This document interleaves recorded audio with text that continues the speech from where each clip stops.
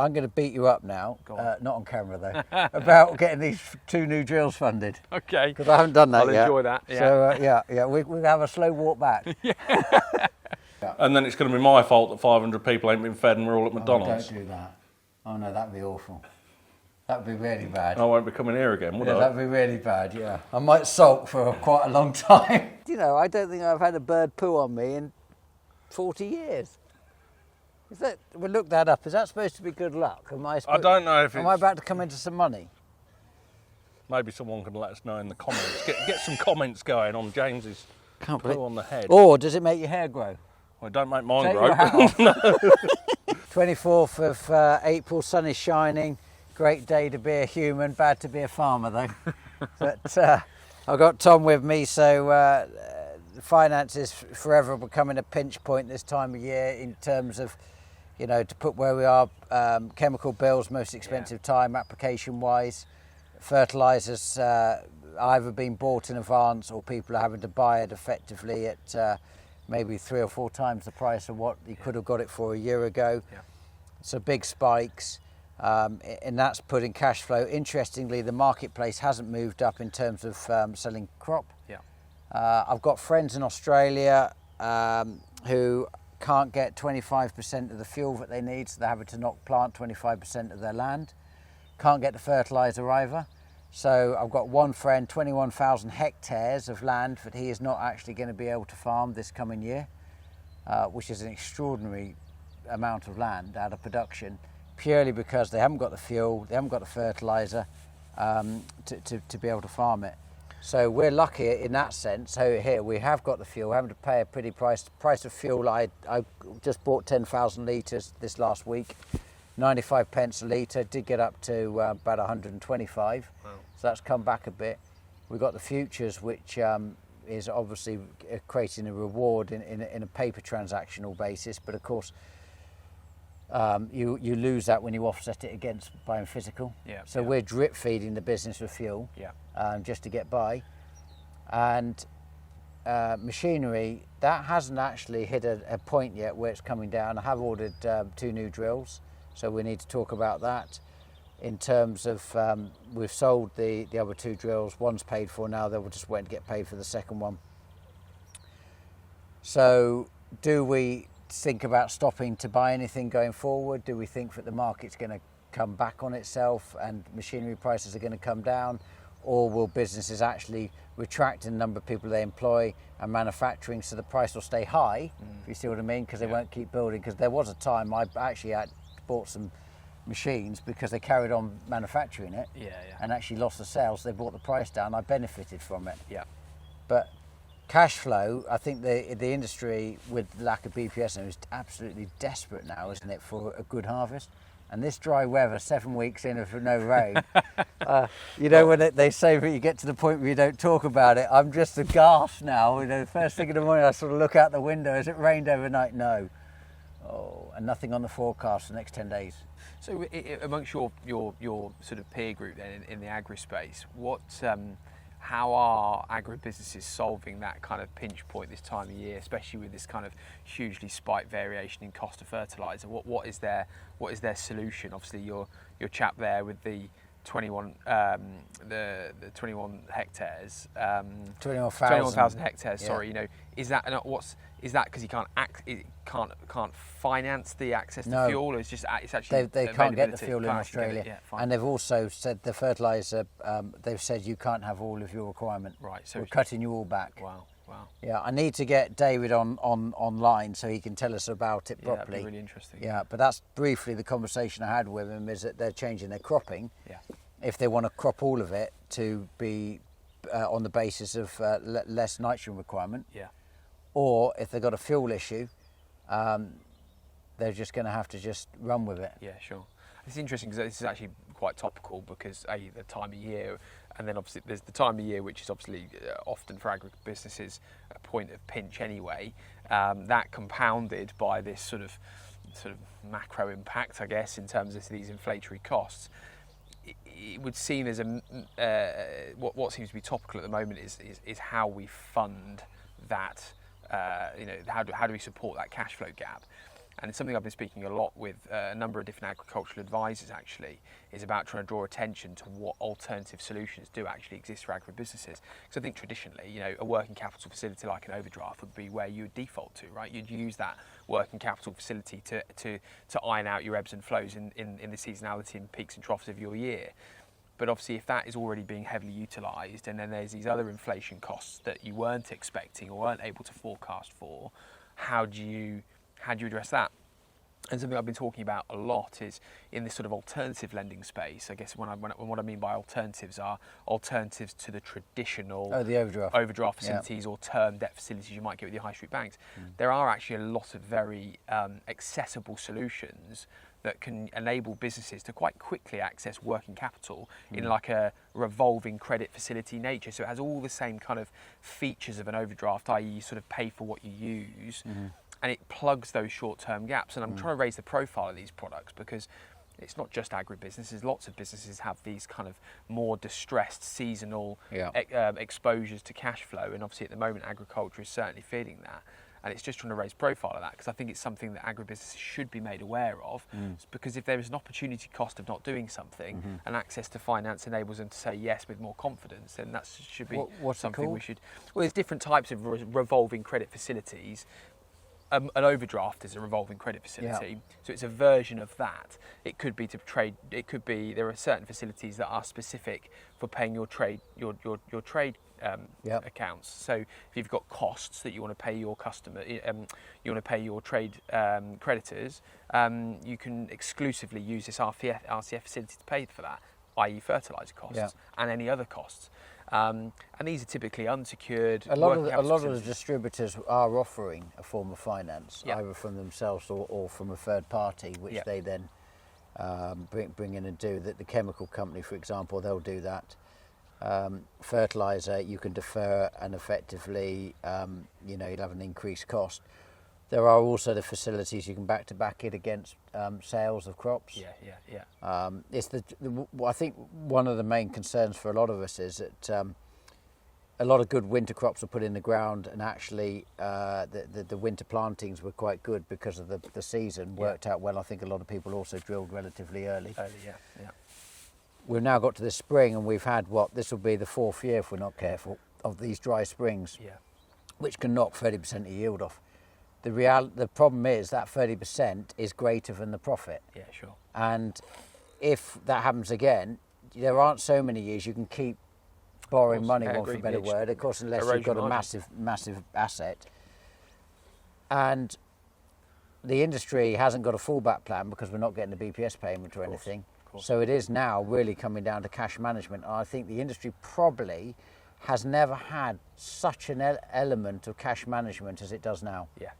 Because there has been trigger points. January might have been when the BPS payment came in.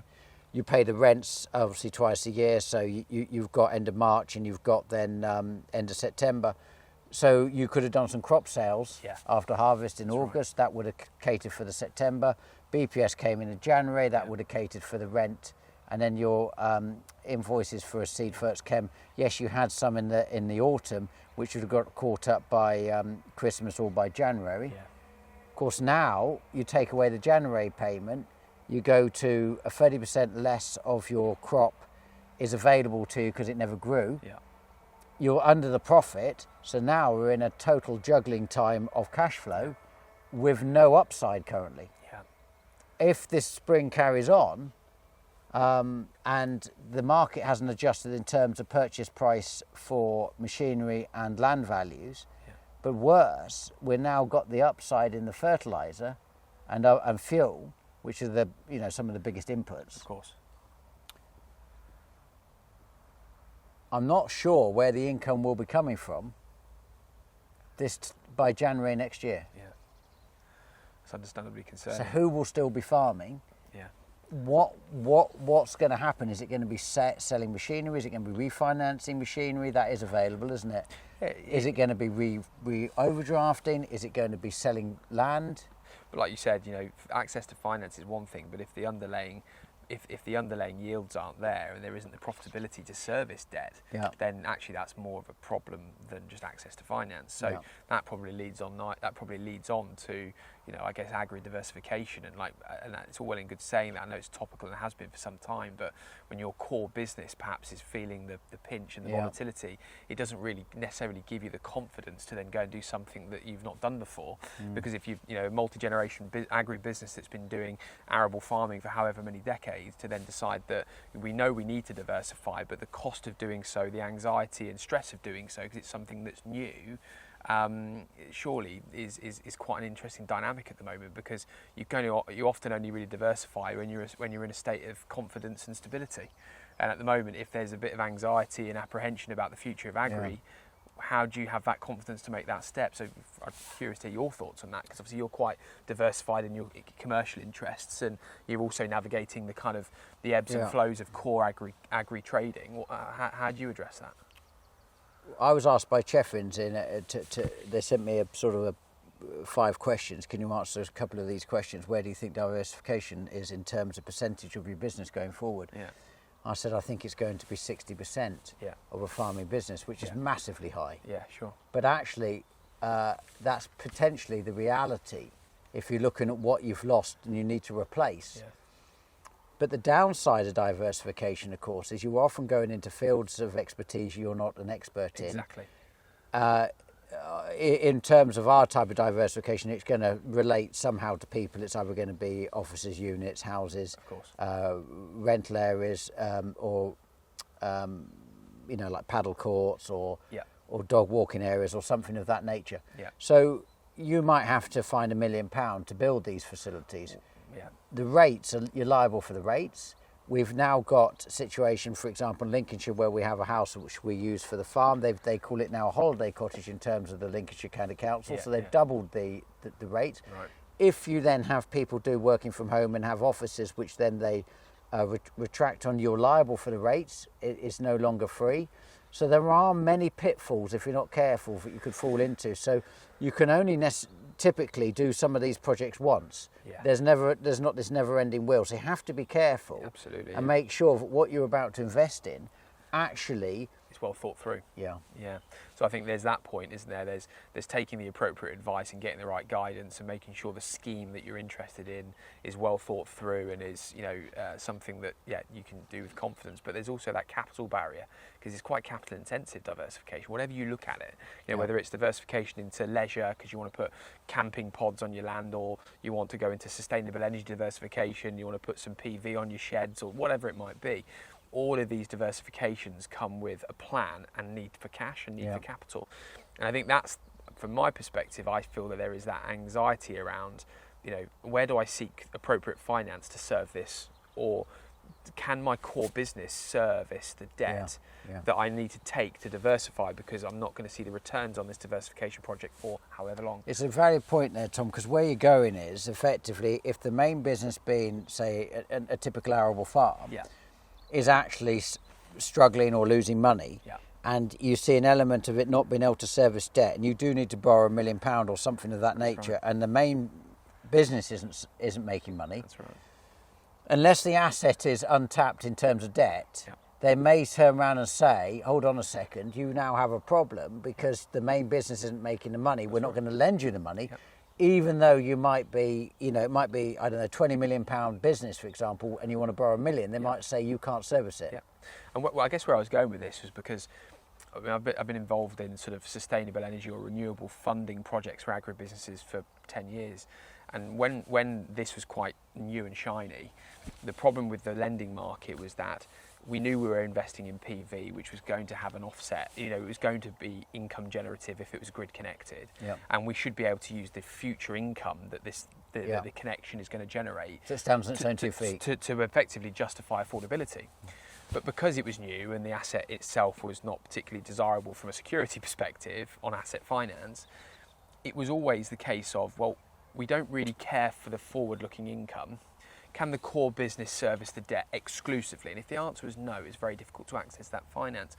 But we've evolved now, and we're in a place now where there is so much more forward-looking interest, which I think is something that's worth talking about, because some of the facilities and projects we've been looking at recently is we can actually go as far to doing an entirely it's what we call a pre-hire. So let's just speculate and say that we're looking to do a PV installation. large PV installation, and it might take 9 to 12 months from project starting to connection and it being operational, and the project's £1 million, just speculating. We can do something called a pre-hire, where we are effectively paying for the project through the suppliers and the project build. There is interest being accrued, but there is no payments whatsoever to service. There's no capital or interest to pay, until which point the plant, the system is connected, it's income generative, and lenders now are taking a far more favourable view on forward-looking income as a debt service. So all of a sudden you've got a period of go back to the core arable business. We've got a little bit of income volatility over the last couple of years. Trading hasn't been as constant as we'd like. We still have an ambition to diversify, because forward-looking that looks positive, and that gives us some sustainable income. We know there's a capital barrier, so first of all, can I access finance? That's the first thing.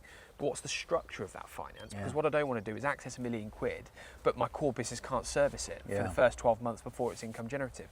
So there are solutions out there now that plug that gap, that act as an enabler for investment still to be made, but there are structures that can prevent the cash flow impact of servicing something that isn't yet income generative. Yeah, and while you're building it. While you're building it. That's the other problem. That's If you know, like the Owen Centre, I've got planning permission to build it, but it could take a year to build. There you go. No income. Yeah.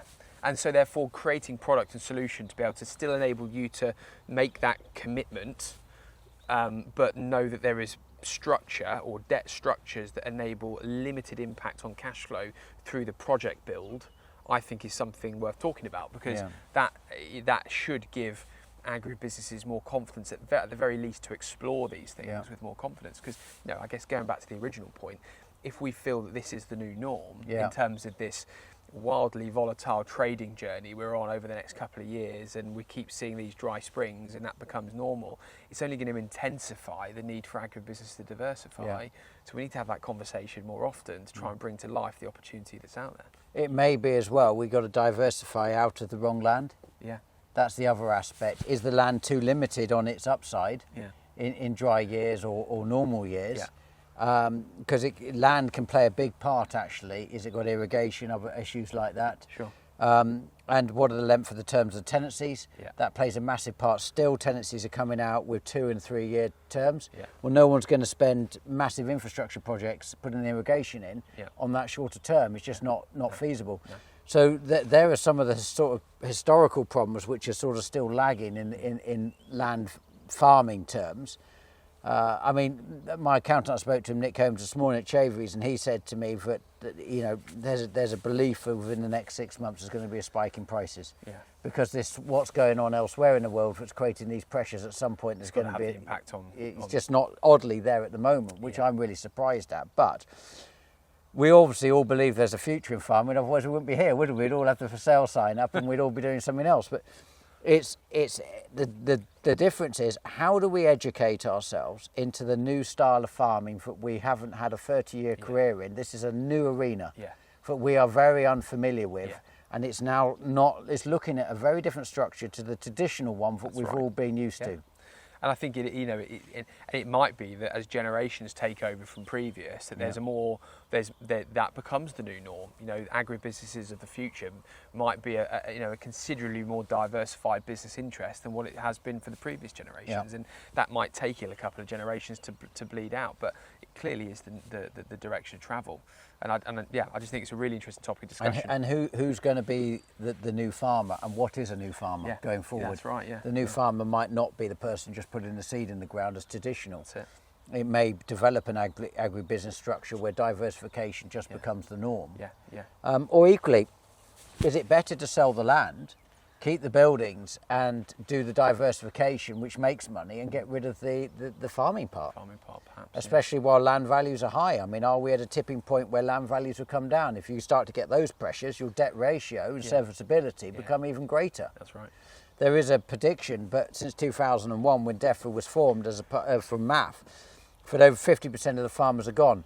And they're now predicting within 8 years, another 50% of the farmers are gone.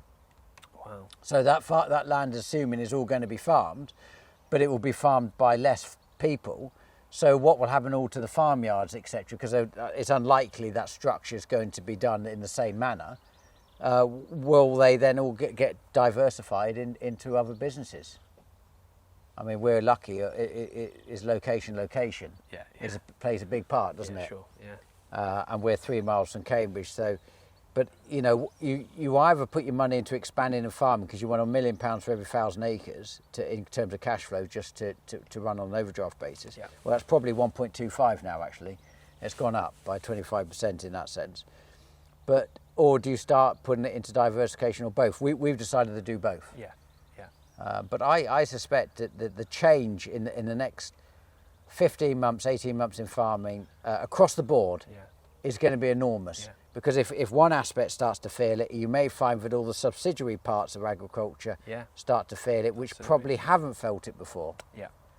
There is an element that this is really exciting, but there's an element of being really frightened. I think that's the right. Yeah, I think that you've nailed it there. I think your point earlier around timing on cash flow, and that's probably never been more business critical than ever.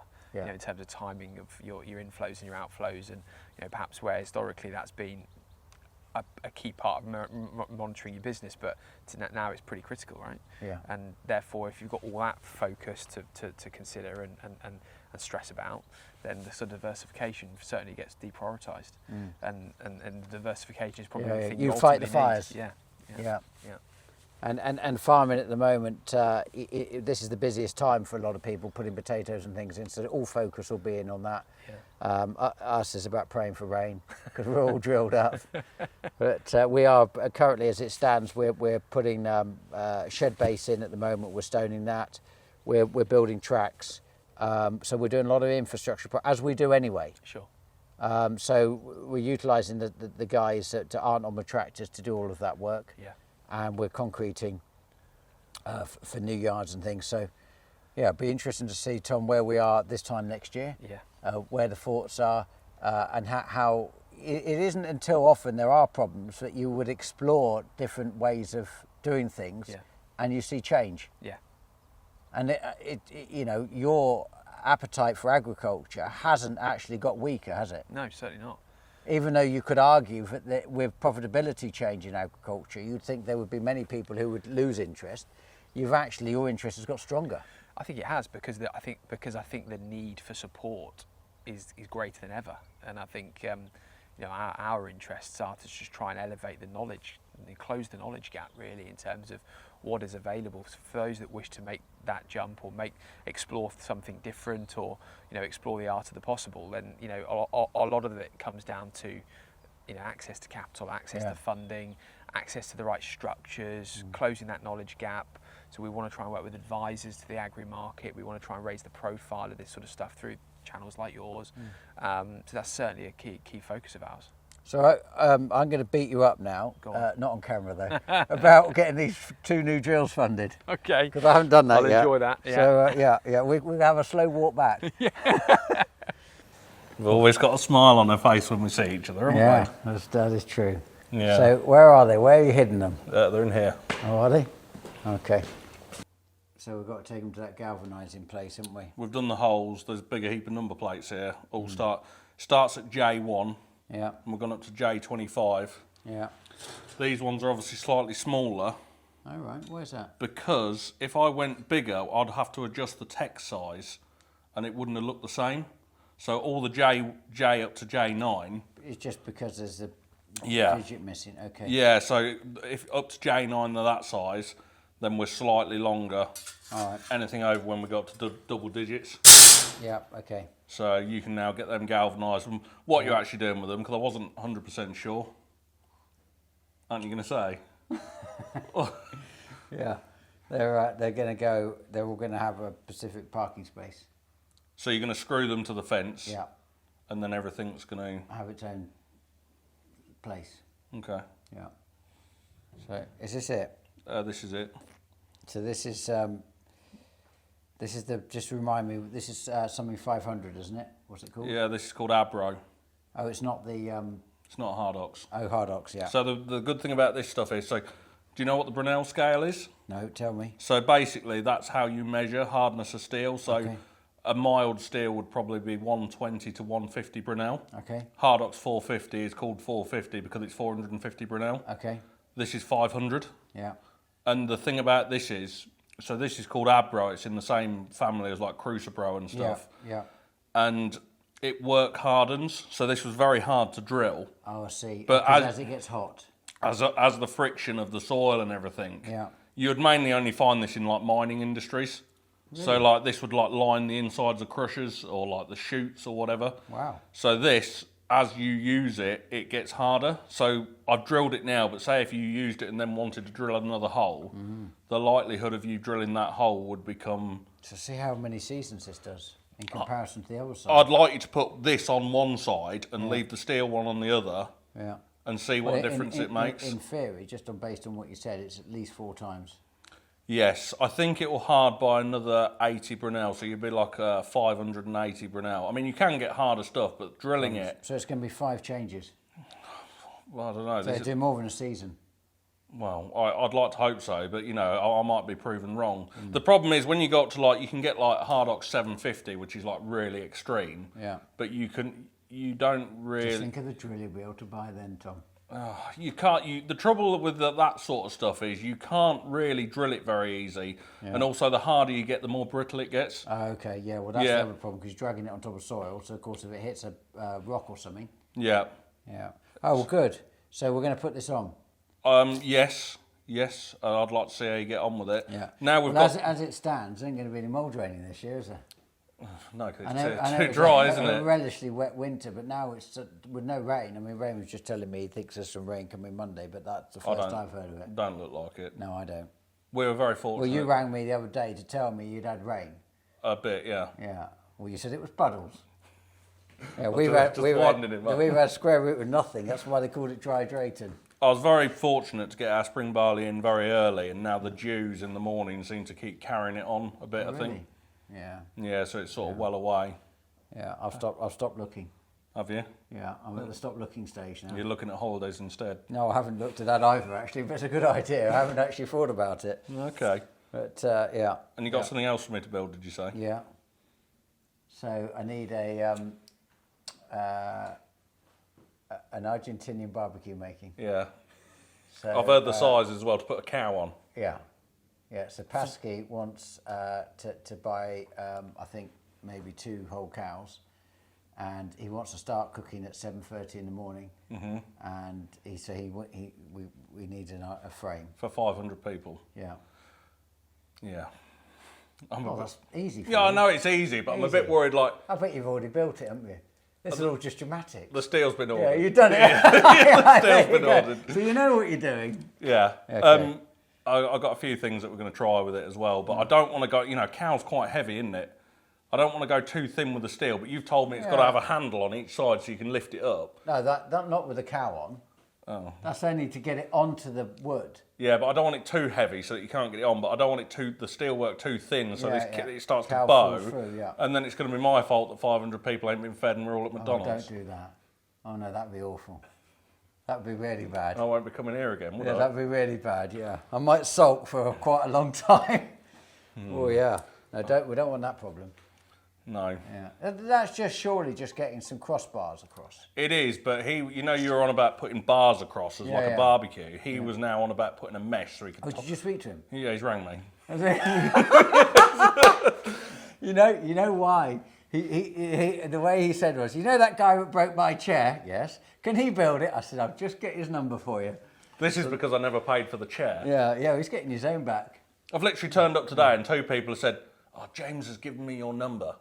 One of them for this trailer that you're taking to cereals, the Trailer of Dreams. It's Trailer like, of Dreams, we're building this awning on the side and James has given me your number. I was like, can you just? Yeah. I think in future I'm going to say to everyone, don't tell him I gave the number.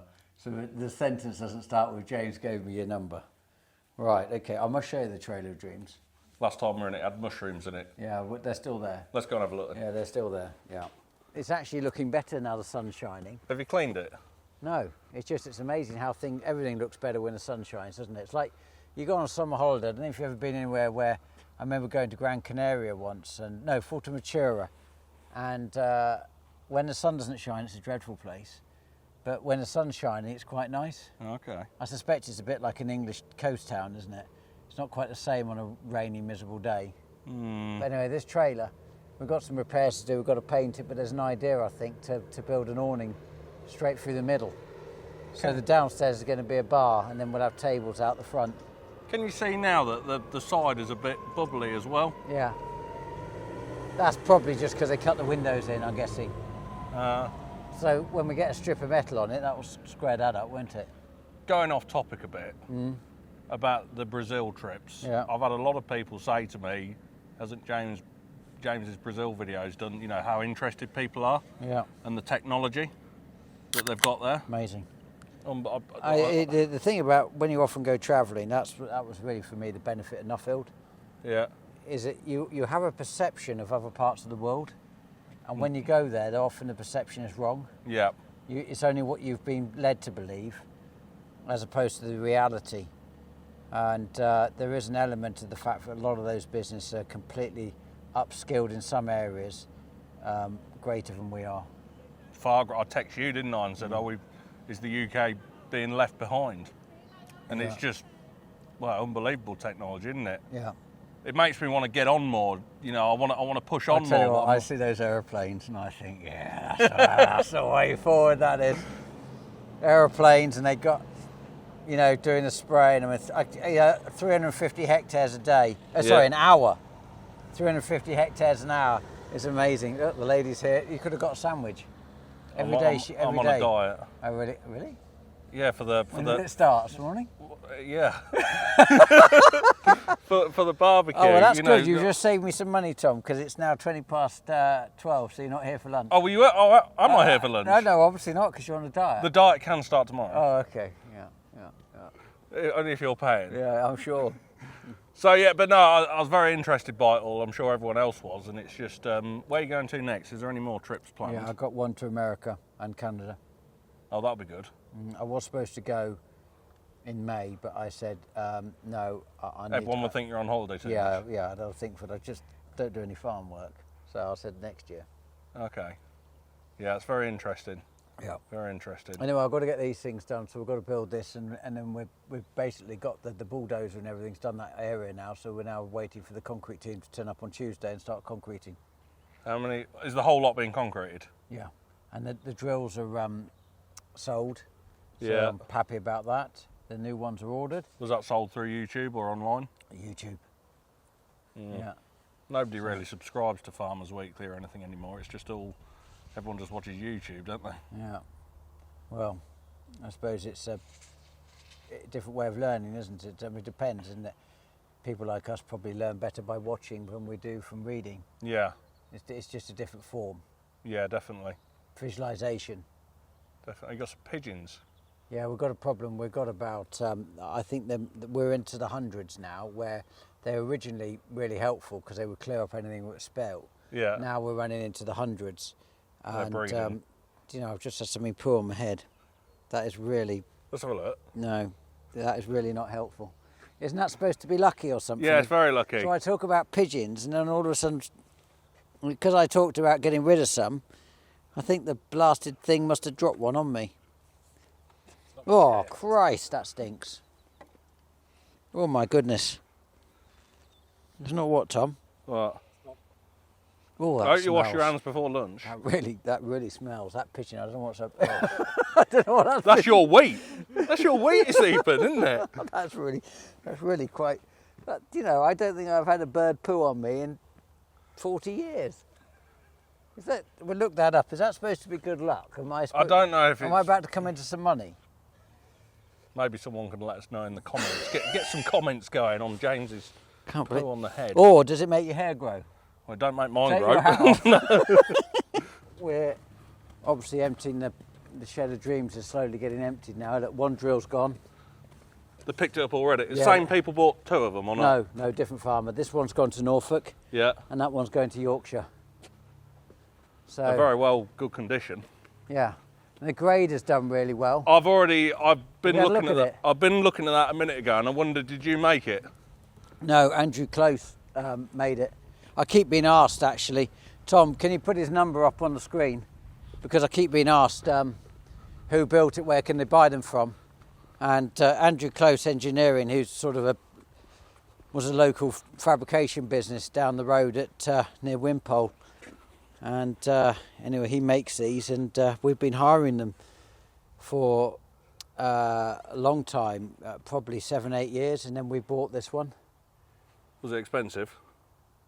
No, I think I should have bought it years ago, because when I think about, I've already paid for it in the hires.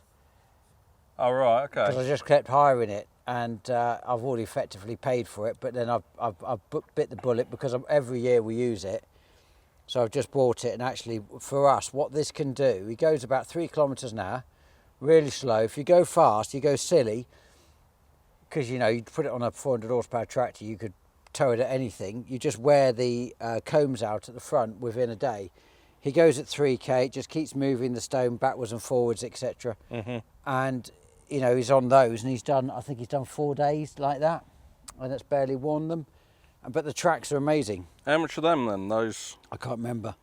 They look like another sort of project for you to make. But what I quite like about it is your ability to change the angles. I've seen that, and in your video you never showed that. No, I know we didn't, and I wasn't there at the time when they did it. But that's the secret to it. So these are purely there for weight. Yes. So we've run it without those before, which is fine. But what are you looking at? See it? No. Oh yeah. Yeah, I do. But what we like about it is we have the ability to obviously to get the height right. Yes. Link arms for the height at the front. Yes. So the front ones obviously dig it in, and you don't want it in that far. That's where people go wrong.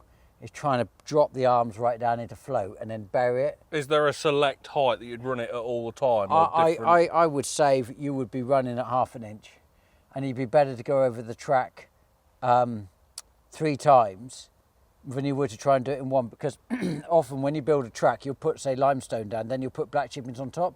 You go down too deep, you pluck all of the limestone up to the top, and then you can see that suddenly you've got limestone and the black chipping's not showing, and you might have to then buy more black chipping to put down.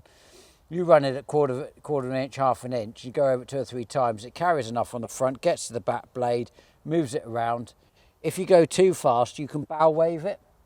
On the outside, you need that time for it to feather along. Would it be a good idea to put like a spring tine on the front linkage just to loosen it up like a grader would? Don't need it. I know. I have seen that design. I've seen other people. We don't need it. Our tracks are brilliant now. You can drive up and down them in the lorries. The cars, the tractors, everything. And you're not shot out the seat. They're like a motorway. Yeah. And what I like about it is, people put on the comments about the camber, where you've got the ability to camber it in any one direction. You didn't show that in any video. Tom, have a look at that. You can see, and then get the water to run off, can't you? Yeah. Yeah, so depending on how you want your tracks or where the water's going to, etc. Yeah. You could alter the pitch, basically, so you can send the water that way, or vice versa, and then you've got your up and down. You can't move that blade is obviously offset though. You can't. No, that's just fixed, isn't it? Fixed, yeah. I have seen some way you can move them around on pins, but to be honest, if you looked at our tracks, you would never see the reason why you would need it. So it takes about, I don't know, it takes a bit a week. I thought we could probably do a bit of contracting work with it or whatever need be. Hire it. Trouble is, something like this gets wrecked. Yeah, I'm not keen on hiring, because you can spoil a relationship, can't you? Yeah, that's how I end up paying for some of my little stuff. I end up just hiring it out to people, and then it soon pays for itself. But I had it the other day. A mini digger went out on hire. Yeah. And they said, "Oh, it doesn't run. There's something wrong with it." Put the bad fuel in it. Well, they put petrol in it. So go out and instantly open it. Sorry, mate. You can smell it. Oh, of course you can smell it. But luckily it didn't do any damage to the digger. But it's an hour of my time draining it out and You're filling lucky it back. it didn't do any harm. Luckily they're all under warranty, but that's obviously not covered by warranty, isn't it? But No. you wouldn't believe what some people can do when you hire stuff out. That's why we don't hire. So it's not our way. But I think we lost a bolt there, I can see as well. But it does judder along a bit, if you know what I mean, the very nature of it. So you probably will get the old thing come loose. I'm really pleased with it, and I've agreed to buy it and whatever. I haven't paid for it yet, but I think it's the right decision, because we probably would use it 2 or 3 times a year, but because I only hire it once a year, effectively, I only had it for once. Perhaps the suspension, say if you're taking the lorries down there and it damages the suspension, this will probably pay for itself pretty quick, wouldn't You it? take the front out, don't you? If you get a cambered track, you just take the front of the take lorry the front out. bumpers out. And Yeah. So, I mean, it does grass as well. So the grass tracks, it obviously, you can see here on this I side. see you've got some grass. It's stuck stuck in in the front. So yeah, we'll stick in the front a bit because of the nature of it. But actually, we can level the grass tracks out with it. Do they do any different size machines, or is this sort of? Oh, that I don't know. That you'd have to ring in and ask him. I suspect, like anything, he'd make you what you want. I mean, there are some aspects that we need to go wider because the tractor's wider. Like a But- fold-up one or something? No, well, maybe you pin it, fold it Oh, round. yeah, you could yeah, do that, okay. you know, pivot it. But I think I didn't want to overthink it. It'd be quite good if it had like a one section like that Yeah. on a hydraulic wing that just folds up. Yeah, that wouldn't be out of this world. No, so that would be very easy to make, and then Very easy. I'm not going to suggest anything else because you end up getting me to do it. But no, if you had a hydraulic wing and say you were going down like a, That would be very easy to make, wouldn't it? it would, because then when you're going around a bend or something, you could just put it down and or like have it go offset, so you could like do the side of a dike or something. I think the price of this, interestingly, it was at a level that it was better for me to buy it from him Yes. than us to try and make it. Because Yeah. there's a trade-off, isn't there? Yeah, I know all about that. Yeah. So I'm really pleased with it. And yeah, I should have bought it years ago. Okay. But you can't buy everything, can you? I've just ordered something this morning from America. What have you ordered? I've ordered like this. I did a video on it ages ago, like this turbine to go on the front of the JCB, so that we can blow the combines down. So I Oh, can yeah, just. no, I've seen it. Yeah. You had it on that tractor from I did, Chandler's, and wasn't it? it's been Grasshopper. it's been a nightmare to try and get hold of one. But I have placed the order now, but it's not going to be On here. the forklift. So yeah, but it will come on skid steer brackets. Okay. And the deal is that basically I take it as it is and then just modify it to Yeah, how yeah. I want. So it's going to go on JCB brackets. It's got a funnel on the end that spins round that you can control out the cab. I saw it, yeah. And then it's a lot higher speed than what the one was on the Grasshopper mower. Oh, really? Yeah, so it's going to be more powerful. So I'm hoping I can just sit in the cab. You sure you won't blow those poor old Massey combines over? Might do. Might do. I might get you to come do it and I can blow it all down. But I'm hoping that It's going to be fantastic to see because, I mean, it actually... it'll be the first one they've done here. And I know the forklift isn't often the best solution when you... it is okay on a ring fence farm, but if you're far away... But there's nothing to stop you mounting it on the front of a tractor, is there? Front linkage or something? no, there's not. And they do PTO driven ones, but I don't know if they're as powerful as not. Well, what's it run off? Its own engine? Well, no, you can get either engine one, PTO one, or you can Or get hydraulic. a hydraulic one. And obviously, on my 560, same as yours, Yeah. it's got a higher flow. So you're doing a hydraulic? I hope so. And then what you can do, you see, we can put like a regulator on the hydraulic line, yeah. and then we can also have like a disinfectant tank for cleaning out the stores for disinfecting. God, that's clever. So then you can spin it round and and actually blow your sheds with. yeah, you can clean your sheds out and then put water through it so that God, it. Don't tell Gordon and Steve that. They'll suddenly start thinking that's a wonderful So idea. it's going to be a bit of a test because I sort of said to people, oh look, you know, we want to see if we can get a load of them together so we can bring the price down. Yeah. But you know, a lot of people were interested, but like, well, before we go into it, Yeah. let's get one and try it first to make sure, you know, it's going to be pretty good, and then see how we get on. So we get the the weighbridges every year. We get them calibrated just to make sure, because it's weights and measures, just to make sure that they're actually reading correctly. It's quite good having two weighbridges because if you got one wrong, you'll soon know, and you can go between them. But they're here. They do the test, and they're Certified, either pass or fail. certified for trade use then. Yeah, the public weighbridges. So they come with a little forklift and they move all the weights around on all the load cells because there's 6 load cells per Per weighbridge. bridge. Yeah. And they move them around. These lorries are actually overweight, aren't they? I think they're the only lorries that are allowed to run overweight legally. Is that correct? I don't know. Yeah, well, because when- they've got so many weights on. Yeah, but when they come and did my weighbridge, Yeah. I have mine done every year. They said that they have to run them overweight slightly, and they're allowed to test weighbridges. How interesting. Mm. Yeah, I Is don't that know, true? but- I don't know. I don't but know. There's a lot of weights on there. Yeah, But they're not very anyway. big, but they're heavy, aren't they? Anyway, it's good. Get it. Check they're all right. Get them stamped again for another year. Another cost. Yes, but it's important to have them because, of course, somebody's buying and selling off them. Yeah. So it's imperative that they're correct. So tractors they come to just do a quick service. So number one, there's I think it's about 20 hours off needing a service, so we're getting that done.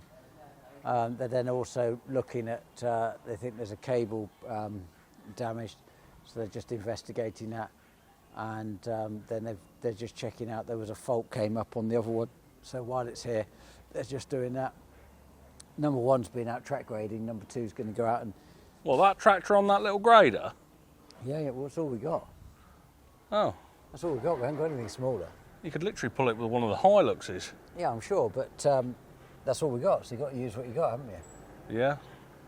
And then Freddie's, he's just been given that Hilux instead of the Isuzu, and his brother's having the Isuzu, so he's just been buffing it with the buffer. And it's like new again, look. It's amazing what difference it's done with the paint job. Well, as always, very impressive. Oh, that's kind of you, thank you. How's the channel going? Good, thank you. Is everyone enjoying watching? I don't know. Let us know in the comments. I had an odd comment actually.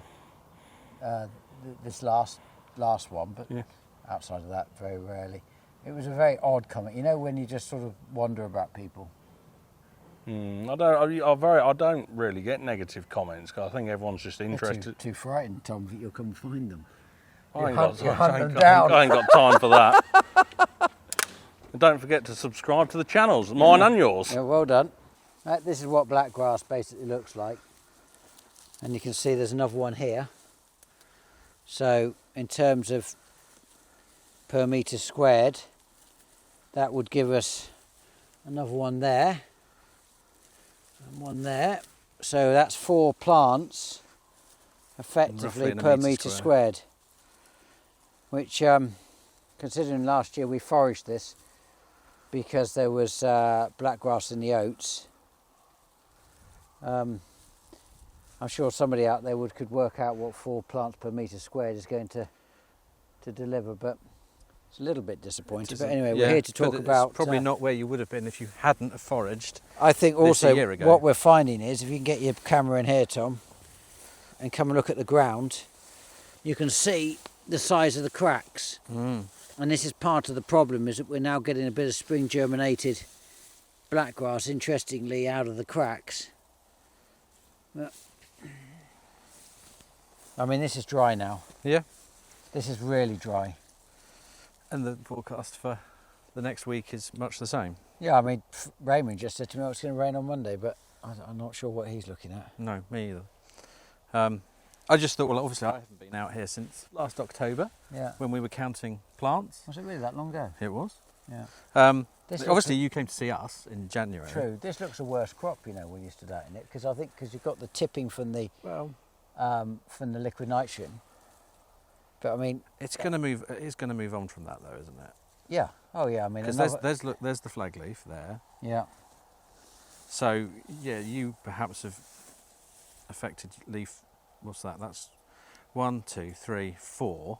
Yeah. So it will grow past it. It's not great. Yeah. But you know, we've had a week, 10 days of cool, that northerly wind. Yeah, yeah. And these plants just sit there doing rubbing, that. just rubbing. And there's actually quite a lot of people now starting to talk about this. I think it's a particularly bad year for scorching. Yeah. You know, and unfortunately, fungicides and PGRs, they have an effect on the crop. So there's Yeah. that as well. And we, you know, it's not unusual to see it at this time of year where the crop just looks a bit. We've got untreated plots. The barley, interesting, if you can look over, I mean, Tom won't be able to see it, I'm sure, from here, but that field was also scorched from where the wood is, over the far one over. That where the was, pylon is. Yeah, that was scorched, and now there's no scorching at all. So 2 weeks later, that's recovered. Yeah, you know, like I say, that leaf will fully extend, that one will appear. What I'm worried about, though, Andrew, all joking aside, is that because it's so dry, 7 weeks of no rain, and this is in its peak cracks building like biomass. This, and I'm worried about it starts dropping off tillers all of a sudden. Yeah. So I've just had a look. I mean, and you know, without walking the entire field, but it looks like we're some are 3, but a lot of these are 4 tillers. Yeah. Which is brilliant. Yeah. Because we had 220, I think it was, plants in the autumn. So if you 220 plants, 4 tillers.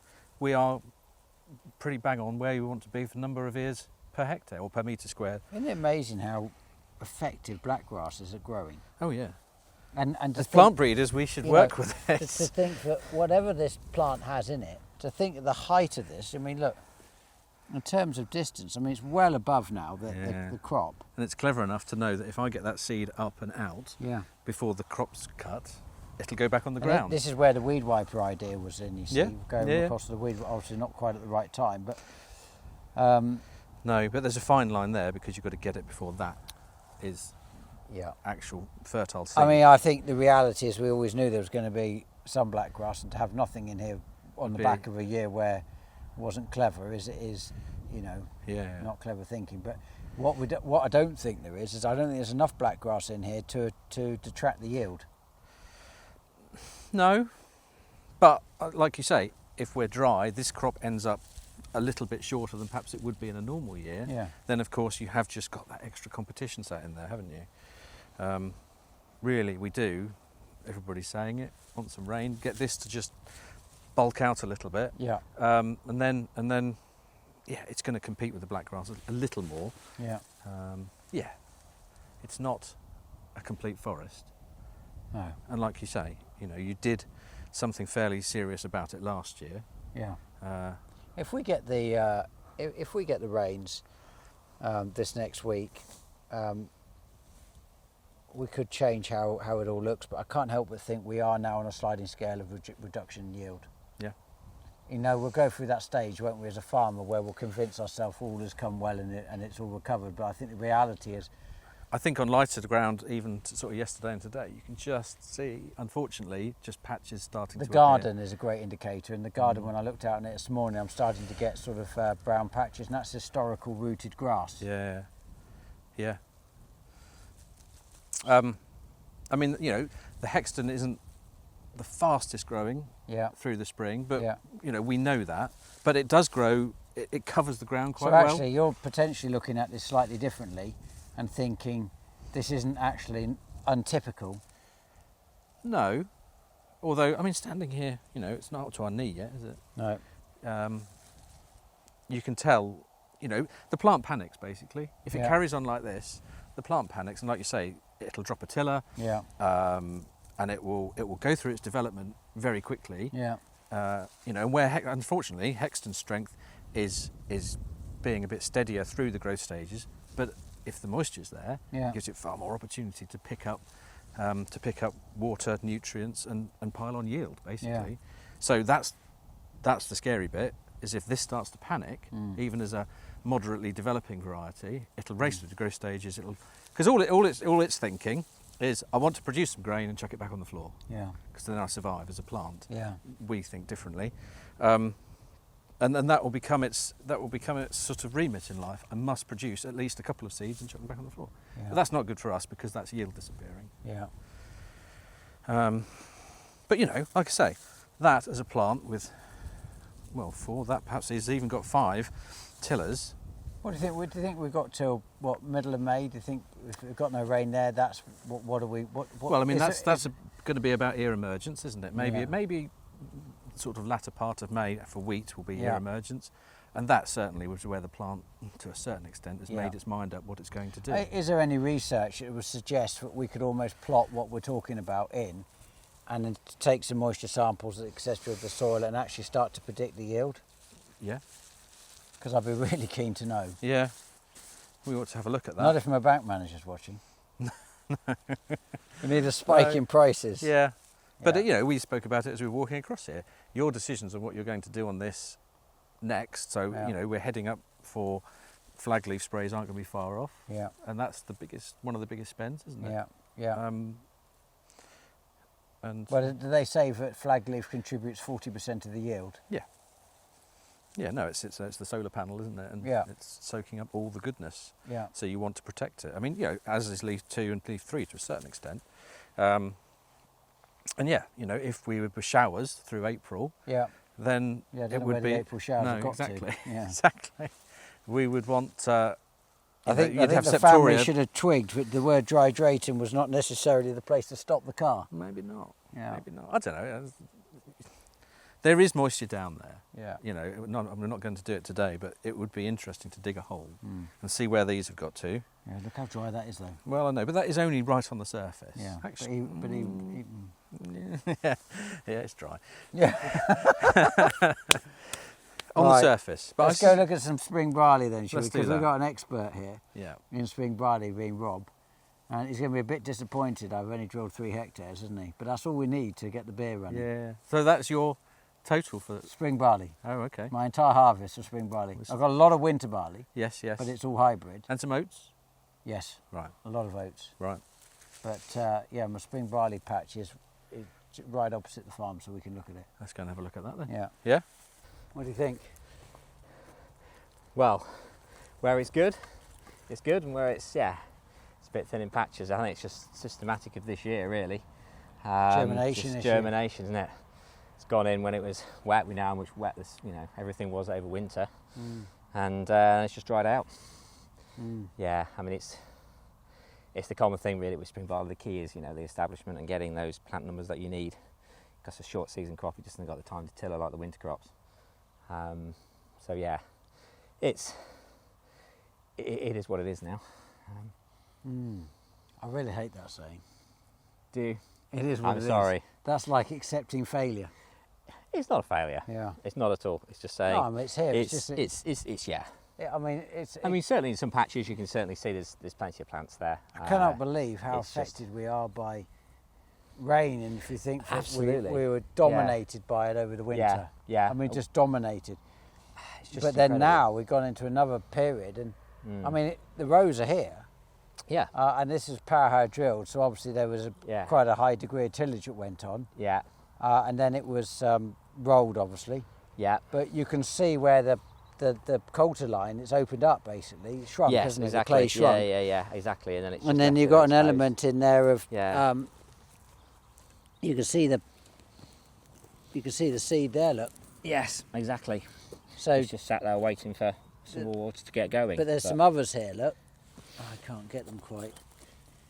But they actually have come to nothing. There's 2 Yeah. others there. Yeah, you can exactly. You can see them still sat there. Yeah, and they come to nothing. But Yeah. the seed's dead. Yeah, well that's So right. 'Cause it's it would not- have been enough to just get it growing, and Yeah, then it's just died yeah. now.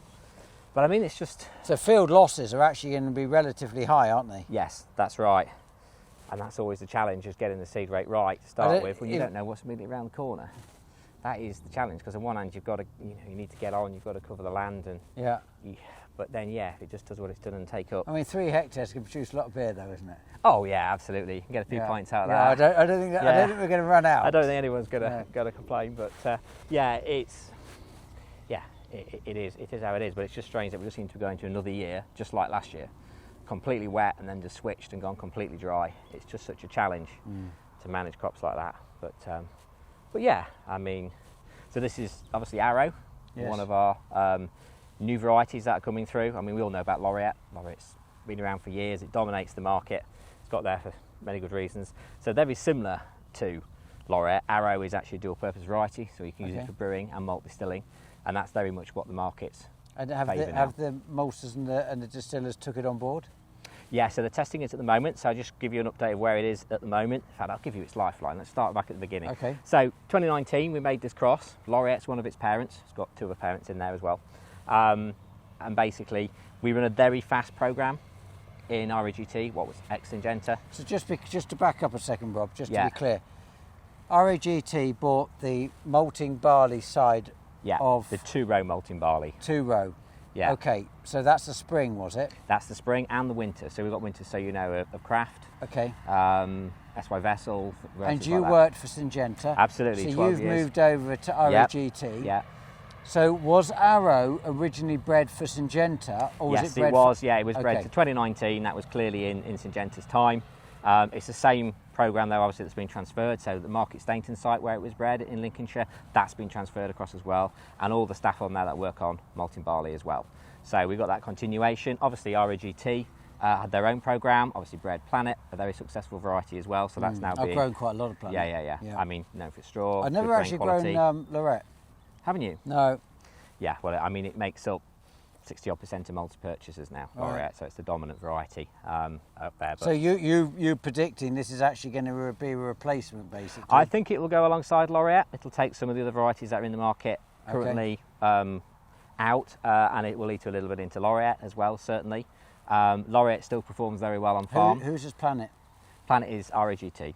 Okay. It comes from the RGT. So they were actually, So traditionally, they were yeah. a competitor of yours. Yeah, absolutely. So we now have a position where we've got Planet and laureate, all those varieties under the same roof now. And now Arrow, so you are dominating basically the spring barley Yeah, market. I mean, very much dominating what's currently in the market. There are other Yeah. breeders out there. Yeah. Yeah, it's nice to have a bit of healthy competition, so I don't mind that Yeah. at all.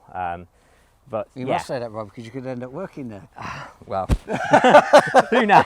Who knows? The world is very varied, isn't Yeah. it? You go where it takes Yeah. you. But yeah, I mean, so Arrow, like I say, it's dual purpose. What it's doing though in terms of from laureate, it's bringing a bit more yield over Yeah. what laureate does. How It's a much bit earlier, percentage by? about 2% more Okay. in terms of yield. It's a bit earlier to mature as well, Okay. which is not so relevant to say in England, but certainly against Scotland, that's quite important. And for the maltsters, what it's also doing is bringing basically a better malting quality. So you've got more hot water extract. Do you see that car? Yes, I saw that It's car. like a I 1910 just captured it. Yeah, this is cabless it. That's what you call vintage getting your car. money's worth I out could of hear isn't it coming Yeah. down the road. It's like a bag of nails. Yeah, I wonder what that was. Yeah. Yeah, but so yeah, and better malting quality for the maltsters. They can get more out per tonne. They want, and obviously carbon footprint wise, that's what they're interested in as well. Now they want to get more for what they put Oh, through. there is focus on that. Oh, in the malting industry, very much so. Really? Yeah, absolutely. Yeah, carbon footprint's Okay. an absolutely key thing. So if you think about the maltings, you know, where most of their carbon footprint is coming from, their carbon cost is actually from the grain they're bringing in. Huh. So obviously they're very focused. There's a lot of work now with farmers, developing projects, looking at sustainable farming, all these kind of things to basically, and regen agriculture, obviously. And a higher yield, of course, is a reduction in itself. Is that the absolutely. thinking? You can produce more per hectare. Yeah, so less hectares. Absolutely. So you've Yeah. got more grain per hectare, and then of course what you can get from that grain when you've malted it, if you can get more alcohol out of that per tonne as well, then that's obviously a plus. Yeah. So this is all the drive, you know, of what we can do in varieties. But obviously for farmers, we still need varieties that are agroeconomically good. Yeah. So disease profile on this is excellent, just like laureate. Laureate's still got a great disease profile. When do we think we'll see the completion of the trials being done by the maltsters and the Yeah, distillers? so the story of the malting process, just to give you a little bit on the sort of the approval process. So when it went into NL1, its first year of registration was 2022 and then 23. So what they do from those the first 3 years is take micro malting samples, the Okay. small bits off of small plots, the Yeah. small yield trials you see, and then run them through the lab and have a look at them. So Arrow is excellent, and that gives it its provisional approval, which is what it currently sits on the MBC list with. What we're doing now, and what started last year, is the pilot process. So here Yeah. we've got to produce about 1,000 tonnes to get each approval, to get a malt distilling approval and the brewing approval. So that's been grown, and they're now out there with the maltsters. Okay. They're malting them, and then obviously the distillers and the brewers basically doing their tests.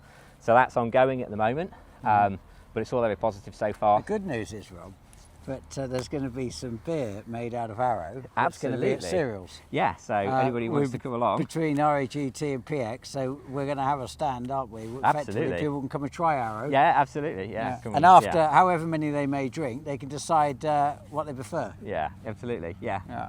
But So yeah, come along. I'm and, disappointed to show you this field. 'cause, Well, it's systematic of the year. There's no point, you know, you've got to think Yeah. about the challenge of farming. Is one thing we can't do is control the weather. If we No. could, the first one it could probably pack up. still farming be and go interesting millionaire. to see when it goes through the combine, and then Absolutely. I mean, we'll follow the process, yeah. won't we, to make beer basically? Yeah, that's right. So Yeah. we'll harvest this, we'll make beer out of it, and follow it through. And Rob, But- you'll come back when there's a bit more of a plant to look at. Yeah, absolutely. At the Yeah. moment, it all depends what the weather does from here on in, really, doesn't it? Mm. I mean, if we do get some rain finally, which would be just a nice treat, it'll soon move, and it will move very I quickly find through its if growth you go off stages. on holiday and you go away for a long time, Oh, is you that come what back, happens? Is it? everything looks amazingly better. It's the agony probably- of watching it. Yes. You've got to probably- stop watching it.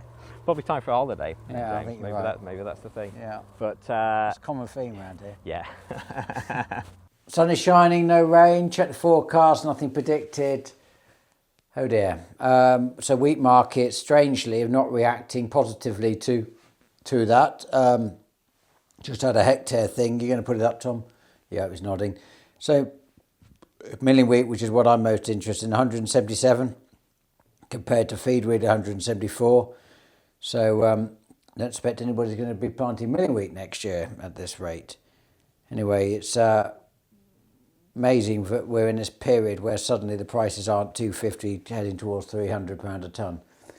Anyway, this dry weather keeps going. Things are going to change come harvest. I really wanted a big harvest. I felt like a proper farmer. I feel slightly disappointed walking around today, and we'll see what happens when the rain comes, but there we go. Anyway, thanks ever so much, everybody, and we look forward to seeing you on Wednesday, and all the best. Take care. Bye-bye.